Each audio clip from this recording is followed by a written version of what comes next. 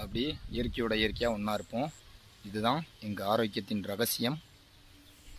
விவசாயிகளோட சந்தோஷம், ஆரோக்கியம் எல்லாமே பார்த்திங்கன்னா, நம்ம அதிகாலையிலே இப்போ பார்த்திங்கன்னா காலையில் ஒரு 6:30 மணி இருக்கும்.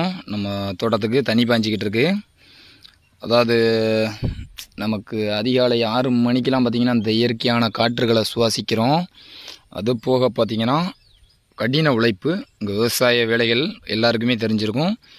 எல்லா வேலைகளையுமே நம்ம இயந்திரத்தால் கண்டிப்பாக பார்க்க முடியாதுங்கிற சூழ்நிலையில் விவசாயிகளோட உடல் வலிமைக்கும் ஆரோக்கியத்திற்கும் காரணம் விவசாயிகள் செய்கிற கடின உழைப்பும் மிக முக்கியமானது.